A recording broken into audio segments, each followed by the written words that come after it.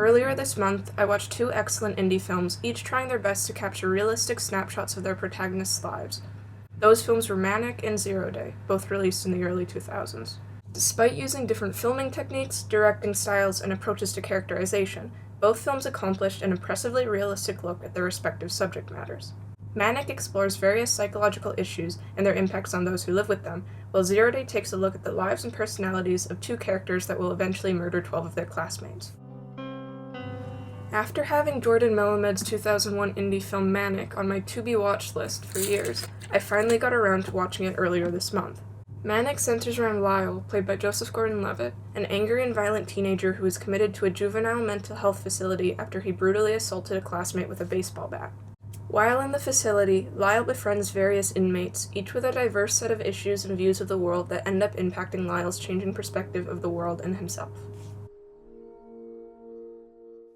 Broadly, Manic is about the issues that many people are confronted with at some point in their life, and how various characters go about fixing, or at least trying to manage, those issues.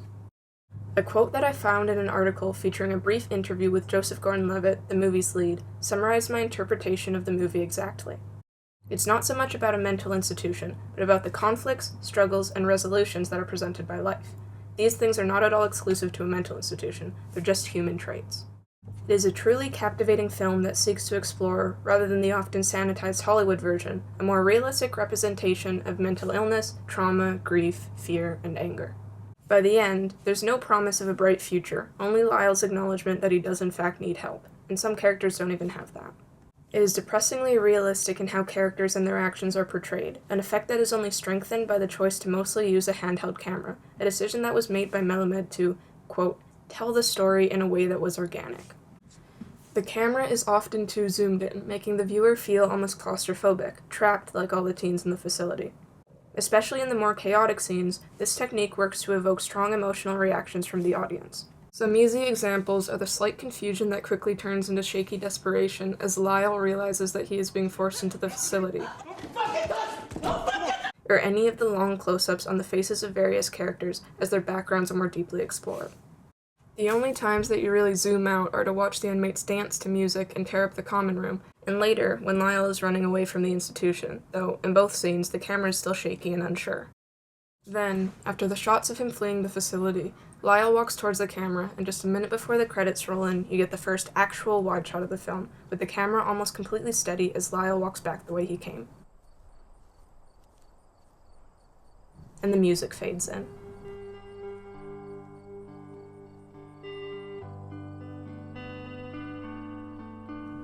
There is no promise of recovery, no picture-perfect ending, only the view of Lyle as he realizes that he has issues that he's been pushing away since and before the film's beginning. When I finished watching Manic, I found myself comparing that final scene to what I refer to as the Wonderwall scene in Xavier Dolan's 2014 film Mommy. It's the first scene in the movie that changes the aspect ratio, a decision that was made to reflect and heighten the freedom and happiness that the characters, and subsequently the audience, felt at that moment. Effectively, the final scene of Manic is Lyle's Wonderwall, an interesting framing choice that lets the audience, for the first time in the film's runtime, really breathe. Manic was a welcome addition to the small list of indie films that I have watched, and was the first indie film that I felt really used various camera techniques to its advantage.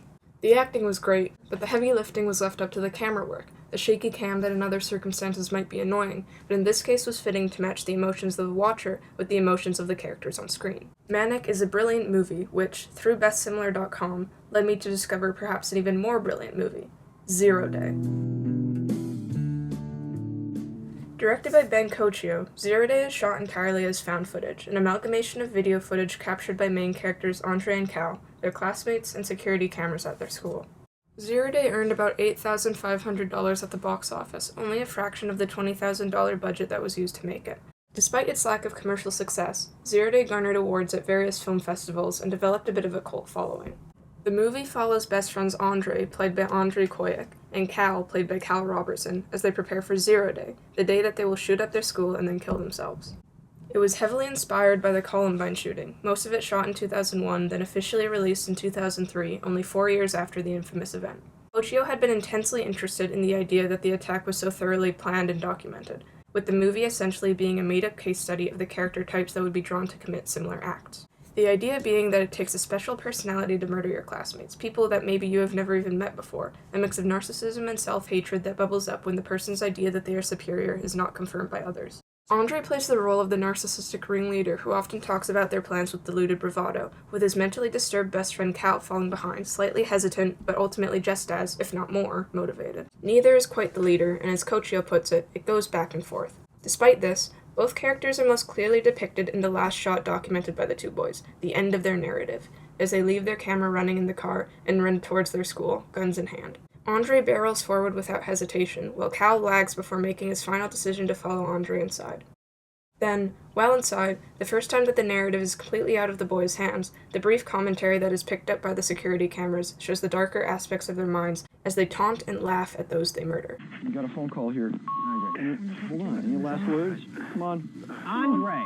Several shots fired. Rapid fire. Andre, can you pick up?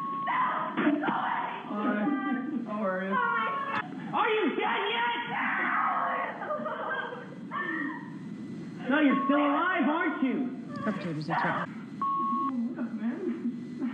You're still alive? One of the victims is trying to reason with him. Look, it's Greg. Approached another victim. The victim's name is Greg. Greg, sit down, man. Sit down, relax. Victim's pleading. Sir, I like that. I called you sir. I can't kill you. You're too pathetic.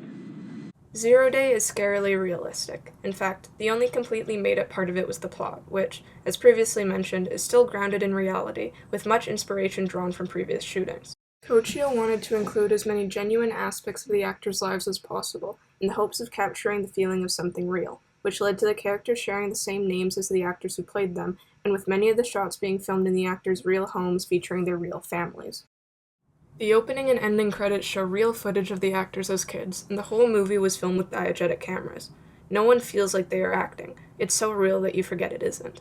In Kochio's own words, whenever we could, we would use what was really there. It was just a way to get the actors comfortable, to act natural. Everything that could be real, we tried to make it real. And by watching various extras like the making of Zero Day and the Zero Day commentary, you really start to realize how much of each actor's genuine personalities were put into their role. Minus the murderous aspects, obviously. The line between reality and make-believe was, at points, almost non-existent, so of course the audience is completely immersed throughout the movie's 92-minute runtime, even when the brutal school shooting scene is reached. It was an effect that Kochio was trying for, and undoubtedly succeeded at. You show as much real stuff as possible, so then when that final scene comes along where everything's fake, people accept it as real much more readily. And that's kind of the whole point of what we're trying to do, I think. The actors are of course phenomenal, and without the genuine, partially improvised performances that they all bring, Zero Day would be an empty attempt at a found footage movie. But what makes the movie is, like Manic, the way that it is shot and edited. The events in Zero Day are mostly filmed by the protagonists themselves, with Kochio encouraging the actors to improvise, never asking them to redo scenes. Instead, he preferred to have multiple takes from which he would then pull the best footage from, an editing technique that fit with the found footage style without being distracting or even noticeable most of the time. Cuts happen, but they happen because of course they happen. That's what you expect when you're watching something like a video diary. And the lack of music, both an artistic and budgeting choice, added both a layer of realism and an awkward sheen over certain interactions that would conclude in silence. What really differentiates Zero Day from Manic, aside from the story, is the natural chemistry and lack thereof between various characters, and, of course, the diegetic nature of the cameras. Manic is real like a movie is real, meant to be genuine while holding its audience at arm's length, always observers.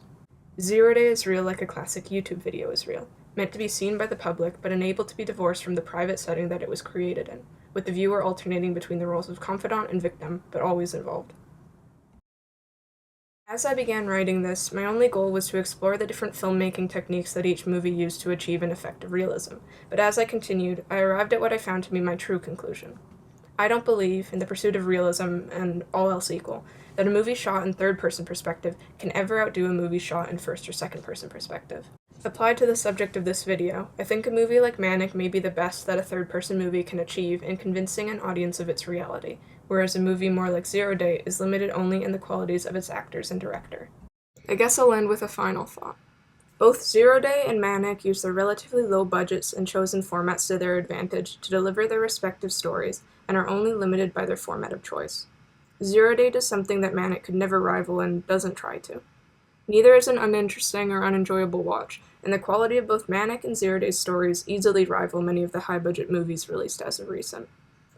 So, okay. Basically, Manic, 7 out of 10. Zero Day, 8 out of 10. Good night.